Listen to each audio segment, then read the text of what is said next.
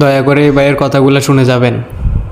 তোমার ঘর কাবার গিলাফের ধরে বলতেছি, আল্লাহ তুমি প্রত্যেকটা মানুষকে হেফাজত করো। আল্লাহ যারা দোয়া চেয়েছে তুমি প্রত্যেকের মানুষের মনের মাকাসাদা হাসানা তুমি কবুল আর মঞ্জুর করে নাও।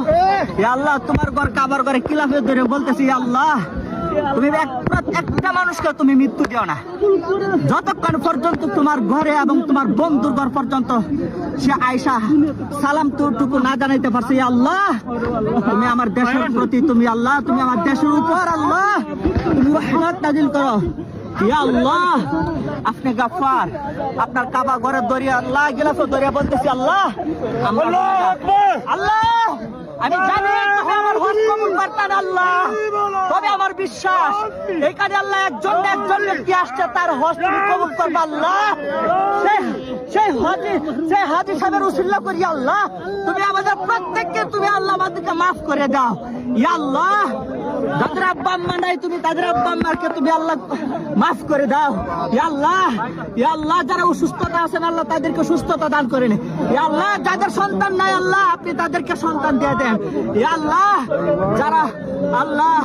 যারা ঋণগ্রস্ত আছে আল্লাহ আপনি তাদেরকে ঋণ দেওয়ার মতো মুক্তি দেন। ইয়া আল্লাহ সমস্ত বিশ্ব মুসলিমকে আপনি মাফ করে দেন আল্লাহ। জীবিত যারা আছে তাদেরকে আপনি সিরাতুল মুস্তাকিমের উপর চলার মতো তৌফিক দান করেন। ইয়া আল্লাহ ইয়া আল্লাহ যারা অসুস্থ অবস্থায় আছে আল্লাহ আপনি তাদেরকে সুস্থতা দান করেন। ইয়া আল্লাহ আমি গুনাহগার, আমি জানি আমি আপনার উপযুক্ত নাই, কিন্তু এখানে হাজারো হাজী সাহেব আছে আপনার উপযুক্ত আল্লাহ।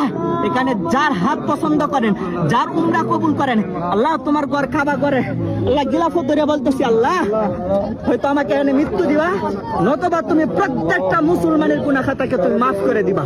ইয়া রাব্বাল আলামিন ইয়া আকরামাল আকরামিন, তুমি অন্তর্যামী, তুমি আলিমুল গায়ব। ইয়া আল্লাহ যারা ঋণগ্রস্ত আছে আপনি তাদেরকে ঋণ দিবার মতো তৌফিক দান করুন আল্লাহ। প্রত্যেককে আপনি হালাল রিজিক কামাই করে তৌফিক দান করুন। ইয়া আল্লাহ আপনি সবাইকে হারাম থেকে বাঁচিবার মতো তৌফিক দান করুন। ইয়া রাব্বাল আলামিন ইয়া আকরামাল আকরামিন, আমরা গুনাহগার আল্লাহ, আপনি গাফফার, আপনি আমাদেরকে মাফ না করলে কে মাফ করবে? আমাদেরকে কে মাফ করবে? আমাদের কে আছে মাফ করা? আমাদের তো কেউ নাই আল্লাহ। আল্লাহ আপনি আমাদেরকে ইয়াতীম অসহায় বানান না আল্লাহ। যেদিন আমাদের কেউ থাকবে না আল্লাহ সেদিন আপনি আপনার গাফফার নামের উসিলা করিয়া তামাম জিন্দেগানি গুনাহ খাতাকে মাফ করিয়া দেন। ও আল্লাহ আপনি প্রত্যেকটা মুসলমানের গুনাহ মাফ করে দেন আল্লাহ। যাদের আব্বা আম্মা নাই তাদের আব্বা আম্মার প্রত্যেকটা কবরকে জান্নাতবাসী করুন। ও আল্লাহ যারা ঋণগ্রস্ত আছে তাদের ঋণ মুক্তি দেন। ও আল্লাহ আপনি আমাদের গুনার দিকে তাকান না।